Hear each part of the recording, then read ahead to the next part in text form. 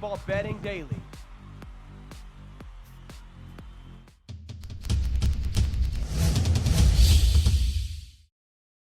Hi, welcome to SBR Sports Picks. My name is Peter Loshak. This is Presnap reads, also known as pre-snap reads for college football week 2, NFL week 1. Of course, we do the show every Wednesday at 4 o'clock Eastern time, and we attempt in 1 hour or maybe a little bit more to cover NFL, CFL, and college football with 3 different guests. It's a tough ask, but we do our best to do it as best we can. This week, of course, we will have Ian Cameron, who was our guest last week, our inaugural guest in this show. He will be with us the entire call. We're going to start with Joe Gavazzi. He's going to give us some opinions on a bunch of games that he thinks might have some current line value. And then we're going to welcome Al McMorty, big Al McMorty, and he's going to give us some further analysis of some of the big games, the marquee games coming up this weekend in college football and NFL. I'm very excited to be doing this show. Ian Cameron, let's start with you. Welcome back. Ian Cameron, of course, last week we are going to be tracking picks in these shows, and we're going to keep everything absolutely 100% honest and transparent. Ian Cameron gave us 4 awesome calls in college football last week and 2 shitty calls in CFL, but that's fine. As long as the awesome calls are greater than the shitty calls. Ian Cameron last week gave us Tulane, UNLV, Syracuse -5, and Navy Hawaii over 61.5. All 4 of those cashed, except unfortunately during the show, Tulane was just +6. So technically we have to give you a push on that one, but those were all great calls. Navy Hawaii over, awesome call, Ian Cameron. Syracuse -5. I was thinking that Western Michigan might be a play, but Ian Cameron likes Syracuse. That was a winner, and so he went officially 3-0-1 in the 4 college football plays from last week, and then 2 losers in CFL, but overall, that is fine. If you can give us a 3-2-1 ATS record every week, Ian Cameron, we'll be bowing down. Welcome back, Ian Cameron. Good to be with you again, Pete. Last week's results are starting to make me think I need to take up residence in the United States, because this has been one of those seasons for me in the CFL that I can't make heads or tails of it, but I'm doing good in college football and a lot of the American-based sports. So good first week. Let's see if we can keep it going. Absolutely. Sometimes when you're too close to something, it can skew your vision. Like I recently started handicapping Australian rugby, and I'm killing it. I've never been to Australia, but I'm killing it. So that might not be a bad idea, Ian Cameron. And then we have Joe Gavazzi. We had technical issues with Joe Gavazzi last week, but Joe Gavazzi, welcome to the show. Your first pre-snap reads show with us, and you're going to be giving us a bunch of picks all season long, and we are going to be tracking. We'll give you the best lines, using SBR odds to find the best lines for your picks up to the second that are currently available. We will be tracking these picks all season long. Joe Gavazzi from JoeGavazziSports.com. Welcome. My pleasure to be here with Peter. This is an exciting new format for us after years of doing the show in another format. I'm certainly looking forward to this every Wednesday afternoon throughout the football season. Awesome. Joe Gavazzi from JoeGavazziSports.com. All right, enough BSing around. Let's start with you, Joe Gavazzi. I know you're looking at the TCU game this Friday. A lot of people are wondering about that one. In the morning show that we did in the Loshak and the Bag show today, a lot of people were saying they like TCU. A lot of people were saying they grabbed TCU at -20.5. I know that's a game you want to talk about. What do you like in this one, Joe? Let's get started with this one for the Friday night players. And I agree with those people this morning. We're going to play TCU in what we call our 200 Club Game of the Week. Now, let me explain that to you, because we've got some 200 Club games that will be appearing every week.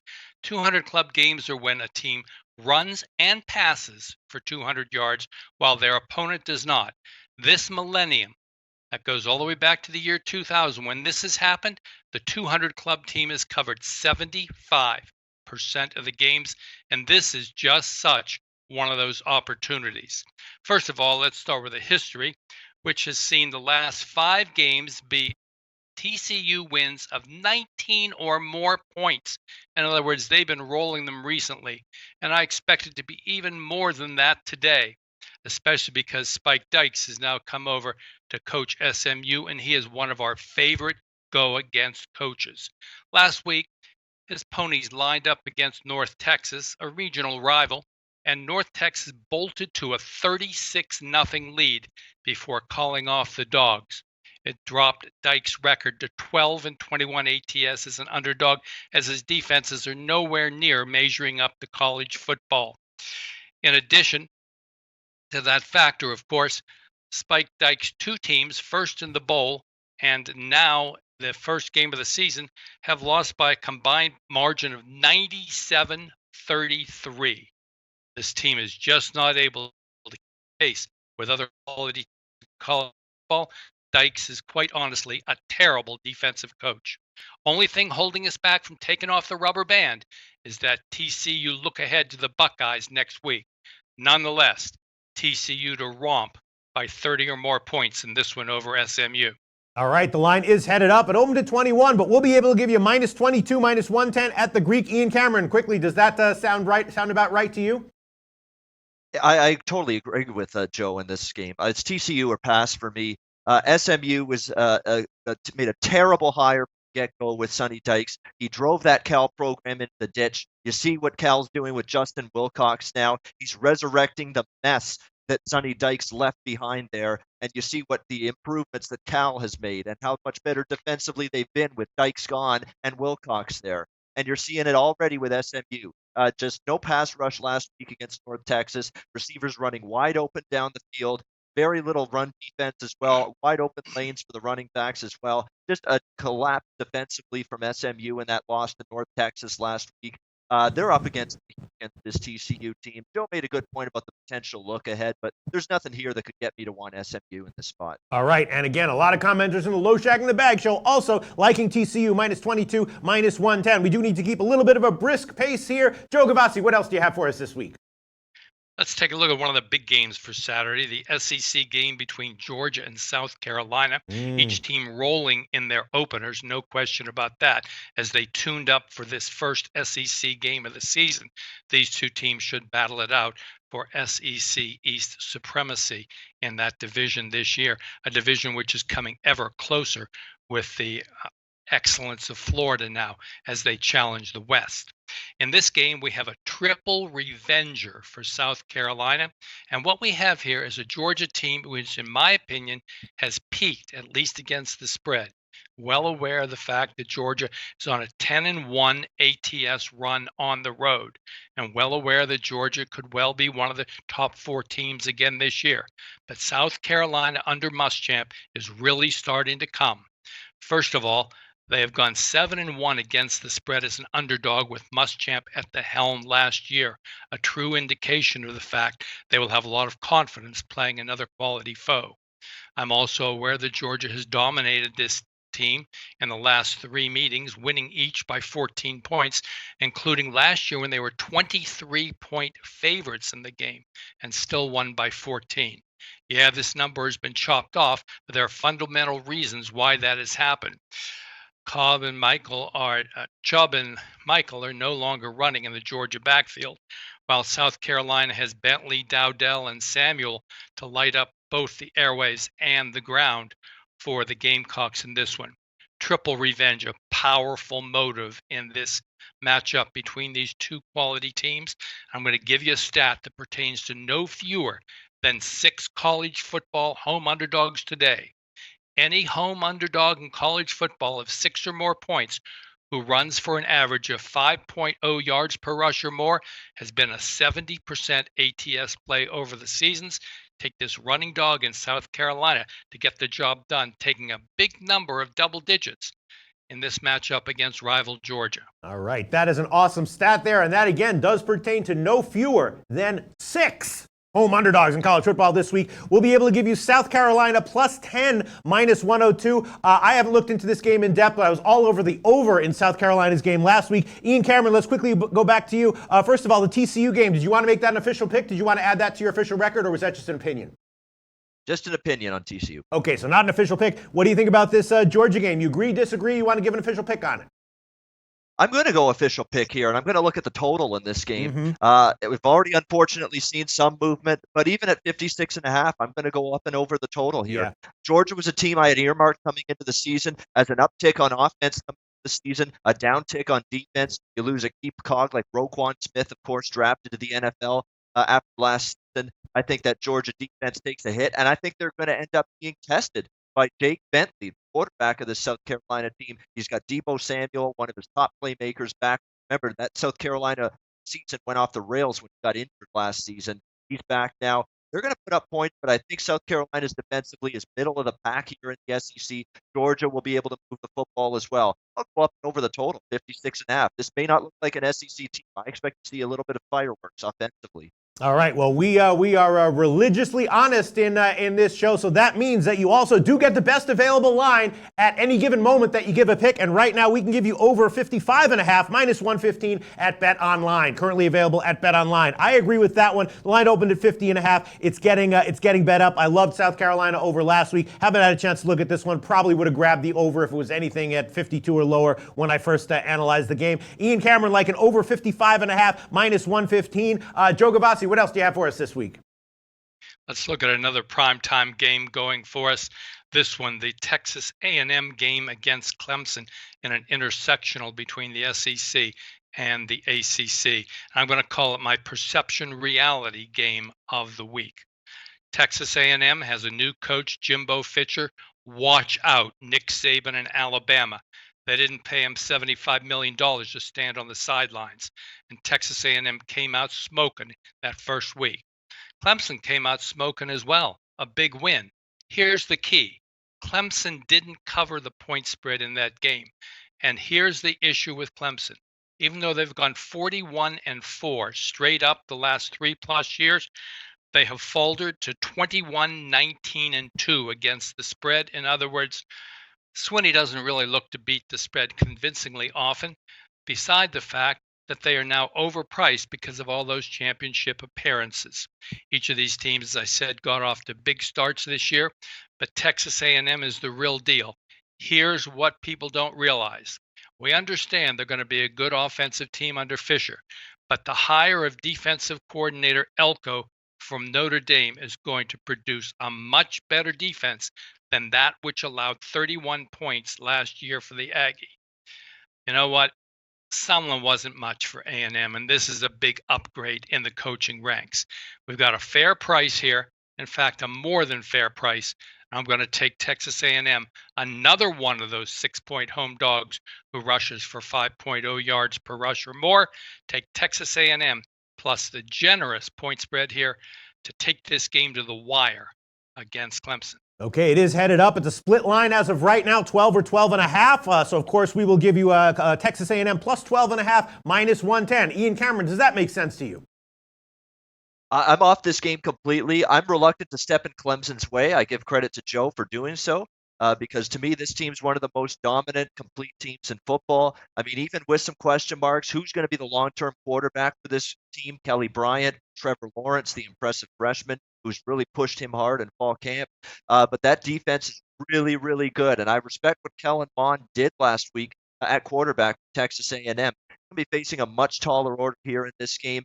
I was looking to make a case for Clemson, but it's just a few too many points for me to lay for my liking, so it ended up being a pass for me. Okay, I would love to go back and forth on this game for the entire hour, but unfortunately I do want to get to all of Joe Gavazzi's picks, and then of course we have to have Al McMorty in his segment. I'm looking forward to that. So let's move on. What else do you have for us, Joe Gavazzi? We'll get a kick-ass favorite in SEC action. And it's the matchup between Kentucky and Florida. Kentucky, kind of a middle-of-the-road team on the rise, pair of bowls, come out the first game this year. Maybe they were looking ahead to Florida. Who knows? But they failed to cover the number against Central Michigan, really a middle-of-the-pack MAC team. And they did so mostly because they were -4 in the net turnover margin. They did have a good running appearance in that game, but it's not nearly enough to stack up against a Florida team who is on the rise under new head coach Mullen. First of all, let's start with history. 31. 31 is the number of consecutive times that Florida has beaten Kentucky. A little closer last year. Maybe that's why Mullen's the head coach this year. They've also covered 9 of the last 11 against Kentucky. Now with head coach Mullen there, they came out smoking in week 1. Frank had 5 touchdown passes in the first half. Pierce ran for 8.1 yards per rush. And this is a Florida team whose offense is going to improve tremendously over the offense they had that averaged only 23 points and 339 years combined the last 3 years. That simply isn't what Florida fans are looking for.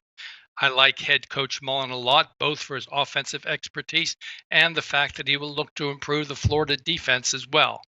This goes back to what we've seen many years before. With Florida now at full strength, it can only be a kick-ass favorite play on the Gators. All right, Joe Gavazzi labeling Florida as a kick-ass favorite this week. The market not entirely in agreement with that. Of course, we will give you the best number, so we will actually be able to give you minus 13.5, minus 110. It opened at 14.5, crossed over the key number. The market is now solidly at 14, except for two notably sharp books, the Greek and Pinnacle, both now down to 13.5. Ian Cameron, what's your take on this matchup, and what's your take on the obvious line movement, at least so far, at least as of right now, in favor? I'm actually on Joe's side with this one, and I'm making it an official pick with Wow. Florida here. I really like Florida. Look, I don't like Stoops here at this Kentucky program. I think he's not done a great job. They have no quarterback play. They haven't had quarterback play for years. The quarterback last week in the first game against Central Michigan stunk. Most of their production came on the ground as far as I'm concerned.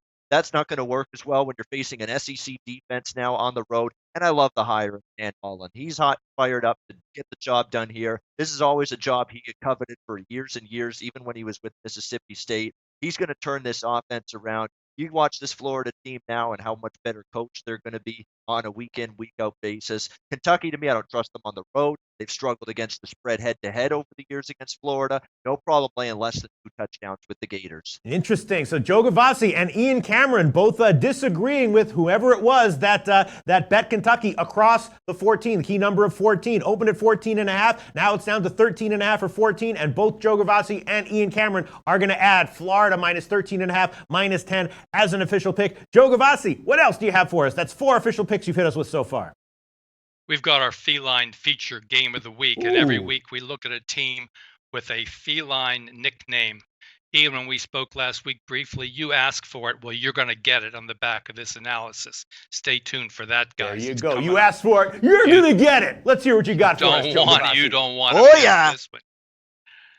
These feckless felines faltered in their foray against last year's Final Four team, South Dakota, last week, but I expect a big bounce back from the Kansas State Wildcats here today. Snyder took the blame for the loss, saying he didn't have his kids prepared. They overcame 4 turnovers to get the victory, although no cover in that contest. In the meanwhile, first-year Mississippi State head coach Joe Moorhead, former offensive coordinator at Penn State, showed why his Nittany Lions had the largest margin of victory in college football last year. He turned loose his Bulldogs. They double rushed. They 200 clubbed SFA 63-6, ringing up 618 yards. This team might be a little overconfident after they saw what happened to Kansas State last night, and I like the fact that we'll be going against Moorhead in his first game on the road at one of the toughest venues in all of college football, the Little Apple. Kansas State is traditionally very tough in this game. Do you know that the underdog is on an 18-4 ATS run in Kansas State games? And I love the fact that Kansas State is playing this game with a full 10 points of value over what the line would have been last week. The big Mississippi State win, the big Kansas State failure in that game has made this line 10 points better for us than what had been in week 1. Remember, the line maker always makes his biggest adjustments in week 2 of the season.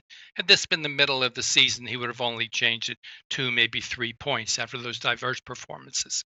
I'm going to take Kansas State in this one, plus the generous points on a home field as strong as any in the Big 12 to perhaps pull the upset against unsuspecting Mississippi State. All right. Well, Kansas State, of course, is a perennial overachiever under Snyder, both in terms of their season win totals and against the spread. Often as an underdog, this line has taken some interesting movement here. It opened at 7.5, got bet all the way up to 10 at Pinnacle, and recently took a drop down to 9.5. There's no 10s anymore. It's currently a split line, 9 or 9.5. So we'll give you the Pinnacle line right now.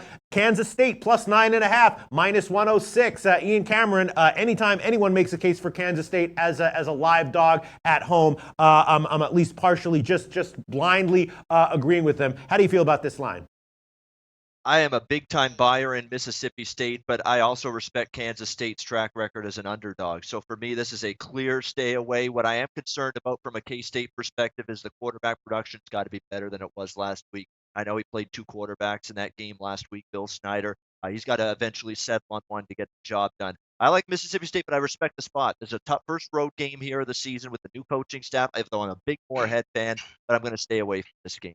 All right, so I believe that Joe Gavazzi has one more pick for us. Once again, Joe Gavazzi's given us so far TCU -22, South Carolina +10 -102, Texas A&M +12.5, Florida -13.5, Kansas State +9.5 -106. One more play coming up from Joe Gavazzi. What do you got for us, Joe? We talked about how the line maker makes moves from game 1 to game 2. And here's one where we had diverse teams performing in very dichotomous fashions, but the line only moved 3 points. I'm talking about the Air Force Florida Atlantic game. Remember back in that first video we talked about when we had a 200 club team in TCU? Well, this is my other big statistical play of the week. We call it the double rusher. And we know that just like the 200 club, you will cash 75% of your FBS bets if you are on the team who double rushes the opposition. And that will for sure be Air Force today. Air Force got off to a great start this year. And in fact, they pulled a shutout in their first game. And more importantly, the flyboy flex zone really did a terrific job that first week.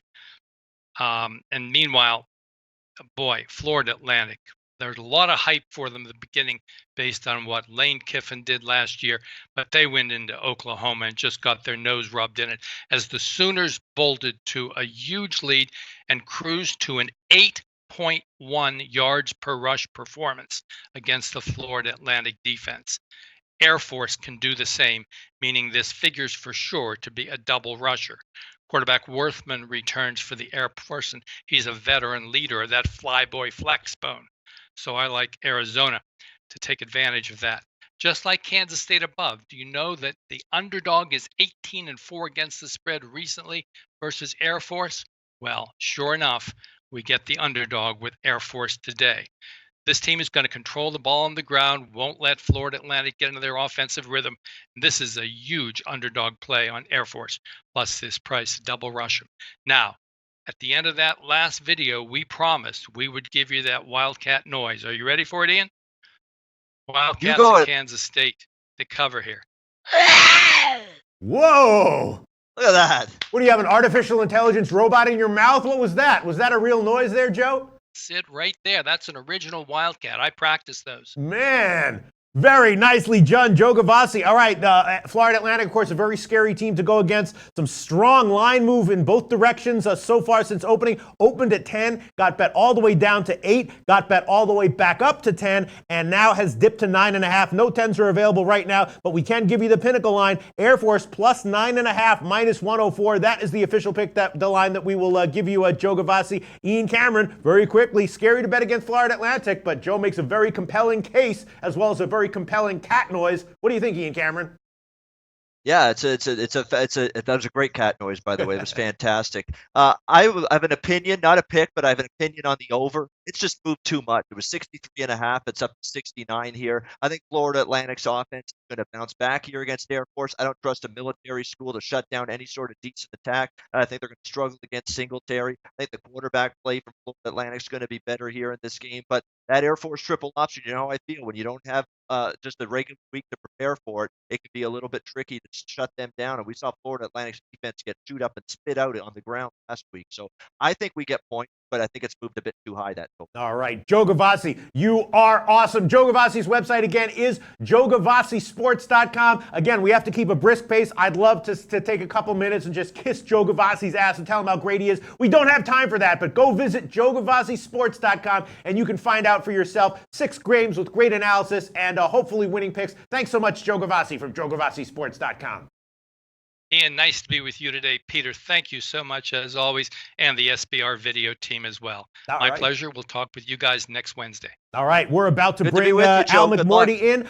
Ian Cameron, once again, let's just talk to you for a couple of seconds. You have given us 2 picks, South Carolina over 55.5, minus 115, and Florida minus 13.5. And also, of course, from last week, you gave us 2 plays on the Chargers-KC game. I don't know if you remember that, Ian Cameron, but you said you liked the Chargers minus 3 at minus 120, and the over on that one, 47.5 plus 100, and that obviously implies an even stronger opinion on the Chargers team total over. When that one comes out, should be under 27. How you feeling in general, Ian Cameron, right now? Feeling good. I'm on this show with you, Pete, on a Wednesday afternoon. Hell What's not yeah. to feel good about? Yeah. So about those picks, though, specifically, because I know that's what you were getting at, I still feel good about them. It's a fade of the Chiefs and their lousy defense, which I think is going to stink this season, especially right off the hop. And I think the Chargers are going to be able to win the cover, outscore Kansas City, and a game that goes over the total, and I think we'll see points there. All right, sounds good. So once again, Ian Cameron liking both the Chargers minus the points and the over. You combine those 2 plays, and you might have a very, very strong play on the Chargers team total over when it comes out. Now I'm very, very happy and excited to welcome back to SBR Videos, a guy I've been doing videos with for a long time, a guy who's been a leader in the industry for years and years and years, very successful. Big Al McMorty from BigAl.com. Is Big Al there? Do we have him? Oh, I hope the tech's working. Is the tech working? Please tell me the tech's working. He's there. The tech is okay? Is it good? I can't see anything. I can't see. There you go. Big Al McMorty from BigAl.com. Welcome back to SBR Videos. How are things going in general, Al McMorty? Well, things are going fine, but of course, we went from 0 to 60 this week with all the work we have to do. Yes. So I guess the summer vacation is now over. Yeah, absolutely. One of my one of the small things that I enjoyed at the beginning of all seasons when doing videos with Al McMorty was commiserating on how busy we are and how chaotic everything gets as soon as the high season kicks off. But in general, you feel like you're prepared and as have a good read as ever on college and NFL coming up this year? Ask me on Monday and I'll give you the answer. There you go. Al McMorty. All right, let's start up in with the games that we're gonna talk about with you, Al McMorty. First game we are gonna talk about. Everyone's been debating this game, it seems like, for months. The Thursday night game, Falcons against the Eagles. Of course, we have seen a line move favoring the Falcons. They were about 4.5 or 5-point underdog a while ago. Now down, I actually decided to grab them. I'll admit that at 2.5. Now they're down to a 1 or 1.5, and the total has taken a drop as well. In general, I'm very high on the Falcons this year. I think they look great offensively. They have a ton of receivers that are looking very good. Obviously, the Eagles are the Eagles, but they do have some injuries, on both sides of the ball. Defensively, they should be strong. At the current lines, you think there's any value on a play here, Al? Well, I do. I think the fact that the Eagles are no longer laying a field goal, that kind of leads me to, want to play on the defending champions. And I have a couple of technical reasons why I do favor Philadelphia. Atlanta, they went 0-4 in the preseason. Though it's true also that Philadelphia wasn't much better. They went 1-3, but still, teams that went winless in the preseason, they've stumbled greatly over the past 11 years in week number 1, as they've gone 5-18 against the spread, including 0-10 ATS when not getting more than 2 points. So that applies to Atlanta in this opening ball game. That doesn't bode well for the Falcons. Another reason why I really like Philadelphia in this ball game is that Atlanta was favored in last year's playoff game by 1.5 points. But road underdogs playing with revenge from an upset loss in the previous year's playoffs, those teams have cashed just 25.6% since 1982. So I'm going to take Philadelphia. I think a lot of people are going to jump on Atlanta in the revenge situation because Philadelphia has the injuries, with Alshon Jeffrey being out, Carson Wentz being out. But I think Philadelphia is the value play here. Wow. All right. Well, there's been a strong market move in favor of Atlanta. So right now the best line on Philly would be at bookmaker just -1, -105. This feels like this line is going to be pick'em at some point, but I do feel like if it gets to pick'em, we will see some significant sharp action, strong sharp action coming the other way on Philly. Ian Cameron, I haven't talked to you about this game at all in any videos yet. Huge line move in general favoring Atlanta. Al McMorty making a compelling case to take Philly now at the reduced line. What's your opinion, Ian? We've gotten to the point with this line move that I'm in with Philadelphia now at pick a -1. I said if it dropped that low, I would get involved. I was not interested at -3. I'm interested now. Look, let's be honest about the preseason woes of Nick Foles and the Eagles offense. Let's be honest here. Doug Peterson was not game planning in this preseason. It was vanilla as can be. There was no running backs in the dress rehearsal game. The offensive line was a mishmash unit. The receivers were rested. Everybody going on about Nick Foles, no points in the preseason. Let's calm down. I think this offense will be fine going into week 1 here. I still got issues and question marks about the toughness in the trenches about this Atlanta Falcons defense.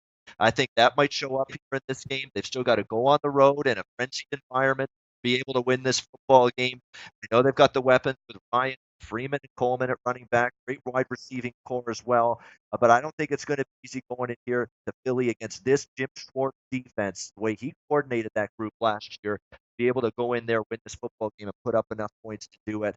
Now that the line is a pick of -1, give me the Eagles, and I'll make that official. All right. I know you said you wanted to be honest about this game. I'm still not convinced you're being completely 100% honest about this game, Ian Cameron, but that's okay. We'll take what you just gave us. Do you want to make this an official pick, Ian? I sure do at the current number. Wow, really? So both Ian Cameron and Al McMorty deciding to go official against the big market line move that's just been one way since pretty much since it opened, or I think it opened a little bit. It went, initial money did come in on Philly, and then it came steadily back on Atlanta. And Ian Cameron is going to go on Philly -1, -105 are the lines that we're going to use right now. That is the best line here. Line shopping at SBRodds.com. Philly -1, -105, and again, Al McMorty's website is BigAl.com. All right, now let's talk about the Bears-Packers game, another interesting game that everyone's been talking about ad nauseum. How improved are the Bears going to be this year? Some people expecting that that they're going to be massively improved, that Trubisky's going to be even better than expected, and that they're going to be a great bet on their spreads early in the year, and a good bet on their season win totals on the over. But they're going up here against the Packers. It just seems like when Aaron Rodgers is healthy, you never want to bet against the Packers, especially against the Bears. The Packers are 12-2. I have the line here. I have the stats that I actually found. The Packers, rain or shine, injuries or health, 11-3 against the spread over Chicago the last 7 seasons. With Rodgers, without Rodgers, whoever the Bears got, whatever the line is. Once again, the Packers 11-3 against the spread over the Bears last 7 seasons. What's your take on this line, Al McMorty? But you can even go back further than that. You can take it all the way back to 21 games or 16-5 ATS the last 21. I mean, yeah, it goes without saying. Green Bay has dominated Chicago over the years. That being said, I'm going to step in and take the points as long as it's over a touchdown. Currently, the market price is +7.5. Opening week games admittedly are tough, but one of the things I like to do, especially when you get the division matchups, I like to take teams that are playing with revenge against a division opponent that defeated it in the previous 2 games, the previous season. That's the situation here. Even though the Green Bay Packers were 7-9 last year, 2 of those 7 wins were against Chicago. So the Bears are playing with double revenge, and double revenging division teams have gone 36-16 ATS the last 52 in that week 1 game. I'm going to take the points with the Chicago Bears. All right. Well, we do remember what Nagy's Chiefs did to the Pats in last year's season opener. There was a lot of sort of unexpected offensive schemes from them, and they caught them by surprise. We might see that here, and at least that might allow the Bears might have the element of surprise here that might at least allow them to cover such a big line. Is that what you're thinking about? No, I'm not really thinking about that at all. I'm just looking at the technical angle. As you know, Peter, I'm a technical and situational handicapper, so I try to identify situations that might not be, baked into the cake, so to speak. And I'm just going to take Chicago just solely for the double revenge angle. All right. What do you think, Ian Cameron? Is Trubisky enough to get it done?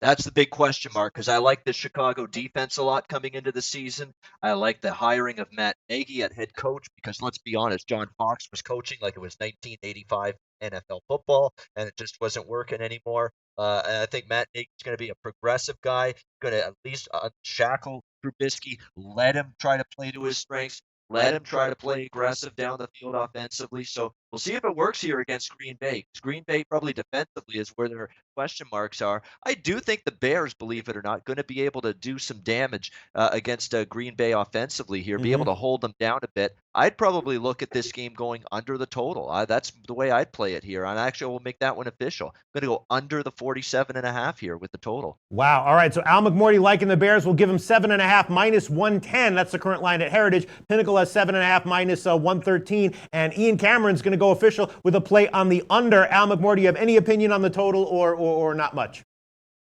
I don't have an opinion on this, on the over-under of the game. I'm just going to stick with the side. Okay, it is a split line here for the total, though. Most places have 47.5. Pinnacle appears to be leaning to the under. They have 47, but Bookmaker has 48 minus 115. So we'll give you that one. Ian Cameron, hold on one second. Let me just put it down here.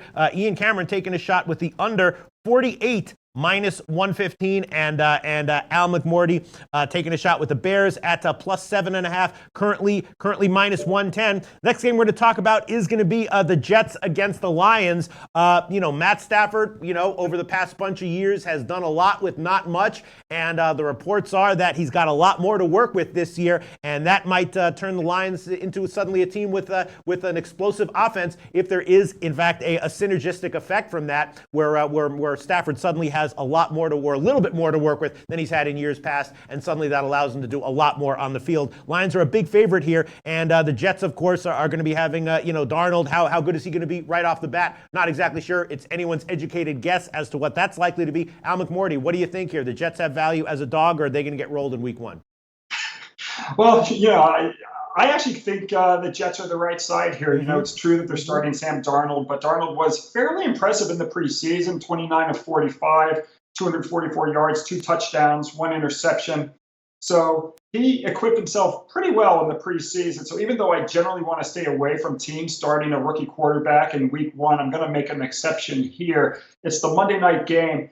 And early in the season, I think one of the last things you want to do is lay points on a Monday night. All the teams, even the bad teams, have hopes of making the playoffs. And when the game's on Monday, you get a team's best effort. And going back to 1982, underdogs in Monday Night Football in the first 3 weeks of the season have gone 75 and 56 ATS. Couple that with the fact that the New York Jets were a losing team last year, and losing teams do real well in week one in Monday Night Football. Early, those teams have cashed 82% when they're getting more than 3 points, as the New York Jets are here. So I'm going to take the points with the Jets. All right, it is just shy of 7. It's 6.5 market wide. We can give you plus 6.5 minus 105 is the current line at Pinnacle. It did get bet up very briefly to 7 at Pinnacle, then got hit immediately back down to 6.5. Right now, it is just solidly 6.5 across the board market wide. The total, interestingly, has gotten bet up a little bit, and I was thinking that maybe the over might have a little bit of value. It's 45 market wide, but the Greek has 44.5. That's something I'm thinking about pretty strongly. I haven't pulled the trigger on it yet. Ian Cameron, another interesting matchup here Monday night football. What do you think? If you've been betting the Detroit Lions anytime they've been laying more than a field goal over the last couple of years, you've burned your bankroll. This is a team that plays a lot of close games. This is a team that doesn't pull away from anybody. I've got major concerns about Matt Patricia being the right hire and the right fit here in Detroit. When's the last time a Bill Belichick pupil has done a great job in the head coaching seat? It's been a long time. We've talked about Charlie Weiss flops, Romeo Crennel flops, Josh McDaniels flops in years past. I got to see it before I believe it with Matt Patricia, a guy who got completely out-schemed and outclassed from a coaching and preparation standpoint by Doug Peterson in the Super Bowl last year. I've got question marks about Patricia. The offense should be decent for Detroit. Matt Stafford capable, but I think that defense has holes all over it. And I liked what I saw to Sam Darnold in the preseason, as Big Al mentioned. I thought he gained some confidence in the month of August. And to me, in this price range, even against a rookie quarterback, I don't trust the Lions laying this number of points. I didn't trust them in this role last year, and I don't trust them in this role in week one. I'll be with Al here as the Jets as an official play, plus as an 6.5. official pick at plus 6.5. And just listening to what you were saying, it sounds like everything you said just supported all my reasons for liking the over. Not a high total in today's NFL, 45. Greek has 44.5. Why wouldn't you also want to take a shot with the over here, Ian Cameron? Yeah, I mean, that's tough with the total, because I do respect the Jets defense, and they will look to run the football a little bit. I mean, I think they're going to be looking more of a time management and time of possession type of offensive game plan here of the New York Jets. That'd be the one thing that would temper my enthusiasm with the over. So I'm staying away from the total, but I like the Jets here on the side. All right, so Ian Cameron going official with the Jets, plus 6.5 minus 105. I'm going to hold off for now, definitely leaning to the over. I love the brisk pace that we are achieving here. Once again, Al McMorty has given us Philly, the Eagles, -1, the Bears, plus 7.5, and the Jets, plus 6.5 at minus 105, all as official picks. Ian Cameron has also gone official. Philly, -1, the Packers game under 48, minus 115, and the Jets, plus 6.5, minus 105. The next game we're going to take a look at is Penn State against Pittsburgh, right? Penn State against Pittsburgh almost lost to Appalachian State last week. Looked outmatched at times in the trenches. You know, we do see great teams sometimes have somewhat inexplicable duds. First game of the season. Now they're going to be a road favorite here of more than a touchdown against Pittsburgh. Clearly, talent-wise, on paper, Penn State has a major edge. Doesn't necessarily mean that they're going to be a good bet here. It does feel like a big bounce-back spot for them. What's your take on this one? Al McMorty, currently Pittsburgh about an 8.5-point dog. Yeah, Peter, it is a huge bounce-back spot for the Nittany Lions. Now, if they had lost the game to Appalachian State, I'd be going against Penn State. But the fact that they actually survived and won the game, I think, is a good positive indicator for Penn State. You go back to 1992, college football favorites of 7 or more points. Those teams have gone 33-14 against a spread in non-conference games if they only won by single digits when laying 20 or more points in the previous game. So that's one reason I really like Penn State here. I do think they're going to bounce back off that near defeat. Another is the fact that the Nittany Lions are now 16-2 with a push against the spread. Their last 19 off a win. I'm going to take Penn State minus the points against Pittsburgh. All right, that line has gotten bet up, and it is also a split line. It's 8.5 most places, but Heritage and BetMania are up at 9. Bookmaker just down at 8. So we'll give you that one. Al McMorty -8, -110. That's what I was thinking about as well. I was thinking, obviously this is, Pittsburgh's going to come here and leave everything on the table. Penn State's still adjusting to their losses, but I'm thinking that the talent discrepancy just might be too great here, and whether they pull away late or early, Penn State is probably looking at a double-digit win. That's why I was leaning. Ian Cameron, what's your take on this one? Well, it's been nice, and camaraderie's been great so far on this show, but for the first time, we got a little disagreement in the ranks. A little not so fast, my friend. I like the Pitt Panthers here. I think this Penn State team's terribly overvalued. It showed last week against App State. The loss of Joe Moorhead, an offensive coordinator. Okay, it didn't show last week, but it's going to show in time. Saquon Barkley not being there. The offense wasn't the issue last week, obviously. They still put up points, but that will be felt in time. And look at last year's game. I mean, you're going to see 33-14 for Penn State over Pittsburgh. Pittsburgh outgained Penn State in that game, despite losing by 19 points. And that was a worse Pitt team last year than now, and I think a better Penn State team then than they are now. And that defense got carved up by App State last week. Kenny Pickett, I think, finally gives Pitt a little confidence at the quarterback spot. The Danucci's of the world weren't getting it done last year. I think they are right in this game from start to finish, the Pitt Panthers. I think Penn State goes to 0-2 ATS to start the season. Penn State in trouble to win this game at all, in my opinion, let alone by margin. Wow, and you want to make that an official pick? Exactly. It was my round table best bet, so how can I go away from it? Round table best bet. We're going to give you the Heritage line right now, +9, -105. Al McMorty, I'm kind of agreeing with you. I see Trace McSorley. We know what he is. I think Penn State has, their best offensive line in a long time, a good young defensive line that's probably going to make rapid improvements, but credit where credit is due. Pittsburgh was playing like a top 40 team at the end of the year last year. It's Ian Cameron's roundtable best bet. What do you think about all that, Al McMorty? Everything you've heard. Well, I think Ian makes some really good points, and I actually agree with a lot of his points. For me, though, it is just simply a bounce back from almost losing as a 24-point favorite.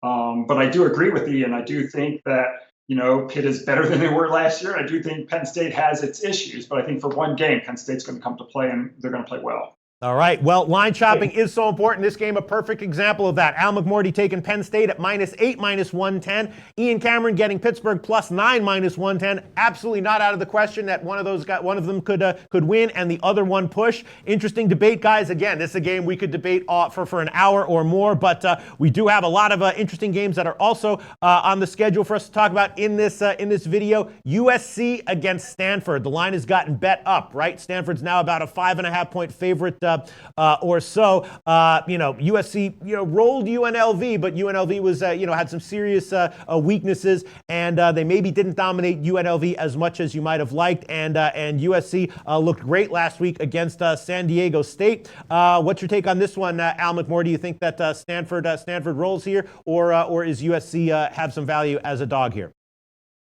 Well, I like Stanford. I liked it a lot better before the line got bet up. Stanford actually lost not once but twice to Southern Cal last year. They lost in the Pac-12 championship game, and then they also lost by 18 points to USC in the regular season. So the Cardinals are playing with major revenge. And one of the things I like to do is play on teams, especially if they're really good teams with a win percentage of 66 or better. Those teams playing with revenge from a loss in the postseason the previous year. Those teams have gone 35-24 ATS in college football. So that's one reason I really like Stanford in this ball game. And also, as long as the line stays to 6 points or less, as long as it doesn't creep to 6.5, that system that's 35-24, as long as the team's not laying more than 6, then it improves to 32-15 ATS. So I really like Stanford because of the revenge. The other thing is that Stanford is off that blowout win last week against San Diego State. They won by 21 points. And the Cardinal, when they've won by 13 points or more their previous game and covered, they've gone 50-23 ATS in Pac-12 games in that situation. So I'm going to lay the points with Stanford. Yeah, I would actually be agreeing with you here. Again, Alec Morty, when I first looked at this one, I thought, USC, a great team. I'm kind of high on USC in general this year. So at first blush, I was like, sure, you're going to give me more than a field goal. Why would I not take USC? But then I looked into it a little bit more. I don't like the spot for the freshman quarterback. He had his first game against UNLV, a relatively easy assignment. This will be a much tougher one. USC gave up a lot of yards on the ground to UNLV, and that's not a good sign. Of course, Bryce Love was held down last week, so he's probably in for a big explosion here offensively. And also, just historically, USC has not done well ATS against Stanford. It's a small sample size, might not mean that much, but it's certainly worth noting. Stanford tends to do well ATS in September. In the beginning of the years, they tend to do well ATS against USC recently. And the spot, as far as the personnel is concerned, also makes me lean Stanford as well. So I'm just going to lean that way right now. I'm not going to make it an official pick, but we can give Al McMorty Stanford -5, -110 at the Greek. Ian Cameron, what do you think, Stanford or USC? I'm actually going to have an official pick on the total in this game. I didn't get the job done with Stanford over last week, but my theory coming into this season was Stanford would be an over team. They'd score more. They'd be better offensively, worse defensively than they've been in the past under David Shaw. And I'm going to stand with it. You got to be sometimes not afraid to go back with what you initially thought, even if you have a loss the previous week. I think Stanford's going to be good offensively. Just David Shaw needs to stop, frustrating me to the point where he ran the football all first half, finally figured out San Diego State has a terrible secondary. We can't run the football, and I've got a decent quarterback this year in KJ Costello who might be able to make some plays. Once they opened up the playbook, let the quarterback throw the ball instead of handing it off every play, Stanford's offense took off last week against San Diego State. That's when they got it going. I think he lets Costello throw the football, test this USC secondary. JT Daniels struggled in the first half against UNLV last week. He did get it going in the second half. I still got questions about Stanford's D. I think that even though he's his first start on the road as a true freshman, it's always a concern. I think he'll be able to move the ball a little bit here. I think we see enough points to get over 56, and I'll make that an official pick. All right, once again, line shopping, very important. Al McMorty getting Stanford -5 at the Greek, where everywhere else has 5.5. And this one is also a Greek taking a slight lean to the under. Market wide, it's 56.5, but the Greek still has 56 -110. So Ian Cameron's going to take a shot with the over 56. -110 in USC Stanford. Next game, we're going to talk about Tulsa against Texas. Now, this is an interesting one. Of course, Texas lost to Maryland for the second year in a row. I was all over Maryland last week. I thought that line was and the line movement was kind of absurd. Last year, Texas bounced back in a massive way after the loss to Maryland. They shut out San Jose State 56-0. Tulsa is, a better team than San Jose State, and Tulsa's a tricky team. Tulsa's a team with a lot of variance and volatility in their results year to year. Sometimes they're a lot better than people are expecting and do very well ATS and straight up. Other years they flub in a more significant way than people think. I'm thinking this might be, since expectations are so low for Tulsa this year, I'm actually looking for Tulsa to maybe be a good bet on their have been a good bet on their season win totals over and maybe to be a good bet against the spread. Not sure if this is a spot, though, where I want to take Tulsa. They might get steamrolled here. I'm looking for them to maybe cover against teams where they're not at as big of a talent disadvantage. Texas right now, the line's getting bet up -23. Al McMorty, you think Texas bounces back in a big way here against Tulsa as they did last year after their loss to Maryland? Absolutely. Texas was favored, by 12 points at the closing line, versus Maryland. Now they're favored, as you mentioned, by 23. One of the things I like to do, I like to take teams off upset losses on the road where they were favored by more than a touchdown. If now they're back home, and they're favored by more than 15 points. Those teams do really, really well. They cover about 61% going back to 1980. I think this is a great spot to take Texas now that they're back home in Austin, and I think they're going to roll against Tulsa. Okay, yes, this line is getting bet up, and of course, even with numbers in this range, it is important to line shop. The line opened at 21.5, crossed over. Opened at 20.5, crossed over 21, and now that's a split line, 22.5 or 23. The best line is going to be at Pinnacle, Texas minus 22.5, minus 106. Ian Cameron, what do you think? Yeah, for me, it's Texas or pass. I personally don't love Tom Herman laying this many points. You know, I always prefer him as an underdog. That's where he's been absolutely phenomenal. As a favorite, it's not been quite as good. Look at last week against Maryland, but I certainly don't trust Tulsa in this spot. Luke Skipper was not good throwing the football, pedestrian, 196 yards last week. So I think it's the number's right where it should be in my mind. But if I had to play it, I'd also go with Texas here. All right, yeah, and I'm thinking even though the total's gotten bet up, I'm thinking maybe a shot with the over. 3 of Texas's 4 starting defensive backs are listed on the team's injury report. Feels like it's going to be similar to the last year's game against San Jose State, except that Texas not going to pitch a shutout. They'll probably put up, who knows, 35, 40, 50, but that Tulsa should be able to contribute at least something offensively, and maybe we'll see an over. But Al McMorty liking Texas minus 22.5. So you have no official pick here, Ian Cameron, on this game. I'll pass on this one, yeah. Okay, and the last game we are going to talk about right now with Al McMorty, Pittsburgh against Cleveland in the NFL. Another game that people have been debating. Cleveland, for a few years now, Sharps have been jumping on Cleveland as a big road dog, as a home dog, and not doing that well with them. Now Cleveland is a 4-point home dog here. They definitely have upgraded their roster. How much have they upgraded, and how much of a disadvantage will they be here against Pittsburgh? There is also some inclement weather that I've seen in the weather reports, and that's probably a part of the reason why the total's gotten bet down from 47 to 45.5. Tyrod Taylor, a relatively conservative game manager. I was thinking maybe about a shot with the under here. Al McMorty, what do you like? Well, you made me laugh, Peter, because I was one of the sharps that have been betting and losing a lot of money on Cleveland. And there is no shame in that, Al McMorty. No shame in that. Those sharps are all long-term winners, and you know that. Yeah, 2 years ago, the Browns went 1-15. Last year, they went 0-16. Of course, they opened the season against Pittsburgh last year, coming off that 1-15 season. What did they do? They covered the spread, losing by 3 as a 10-point underdog. Same kind of situation here. Now it's game 1. They're playing the Pittsburgh Steelers. And, one of the things I like to do, I like to take teams that didn't win 2 or more games the previous year. So they either won 1 game or they won 0 games. Those teams have covered 69% in week 1 the next season. So that's the main reason why I like Cleveland. I have some other technical reasons as well. It looks like Le'Veon Bell is not going to play game 1. He didn't attend practice at all today, so it looks like he's definitely going to not be in the lineup on Sunday. And I'm going to take Cleveland plus the 4 points. All right, well, the line has been headed down, opened around 6.5. Now it's solidly down at 4, so we can give you the Pinnacle line here again, plus 4, minus 108. Ian Cameron, Sharps have done well with games other than Cleveland Browns over the past few years. What do you think, Ian Cameron? Fade Cleveland again, or is this the year that Cleveland's going to start covering for the Sharps who like them as an underdog? Well, after hearing Big Al's track record with Cleveland, I wish him for his mental health and his bankroll that Cleveland gets the job done for him this week. I personally can't trust them. I'm off this game entirely because I don't want to lay 4 on the road with Pittsburgh with defense that's questionable, with no Le'Veon Bell. There's some issues that I've got with the Pittsburgh Steelers coming into the season, but I have even more with this Cleveland team. It's a lot of hype. It's a lot of pomp and circumstance. Hard Knocks has certainly fueled that.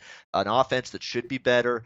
Tyrod Taylor, let's see what he do. What's with these people with the pronunciations, too? Tyrod Taylor now, Malik Rozier all of a sudden. Everybody changing their names left and right. But to me, I'm looking at a situation here where I'm going to need to see it before I can believe it from Cleveland. I was interested in the over in this game, guys, but that weather report does concern me enough that I want to look into it more before I make that an official pick. So that's just a lean. All right, I was thinking about the under. Once again, Al McMorty's website, bigal.com. Definitely go there, see what it's all about. A ton there. Al McMorty, can you give us a 15-second plug for that? We're running a little bit short on time here, but just tell us a little bit about what you do at bigal.com. Well, we generally win. We've won now 6 straight years in the NFL. The last 2 seasons in NFL and college football combined, we had winning years in both NFL and college football in both years, plus 116.9 stars on our top-rated plays. Those are the plays rated 3, 4, and 5 stars. So we look to do it again this year. We're going to have about 14 football plays this weekend. If you just go to bigal.com, you can check it out. And we also have 4 free plays every day, go to bigowl.com and click on the free picks link. Awesome. Al McMorty once again on Philly -1, the Bears +7.5, Jets +6.5, Penn State -8, Stanford -5, Texas -22.5, and Cleveland +4. Ian Cameron, in addition to having given us the Chargers -3 and the Chargers game over last week, has added on South Carolina over 55.5, Florida -13.5, Philly -1, Green Bay game under 48, Jets +6.5, Pittsburgh Panthers going directly against Al McMorty +9, the Stanford game over 56. I believe I got all your plays, Ian Cameron. Anything you want to add last minute, Ian Cameron, from NFL, college football, or CFL? One in college football. It's the Battle of Iowa, Iowa State, Iowa. I like Iowa State +4. I like Matt Campbell. I like Kyle Kemp, the quarterback. I like them catching points. They were amazing in the underdog role, especially on the road last season. Matt Campbell's team, I'm high on them this season. They were a point spread machine last year. They were in every game practically last year. They'll be in this one. I'm not trusting Iowa because they blew out a mediocre Northern Illinois team with a suspect offense last week. Iowa State +4 for me. Let's make that one official. +4, -101 is the current line at Pinnacle. Ian Cameron, Al McMorty, thanks so much. Talk to you guys again very soon. Thanks. Good luck, guys.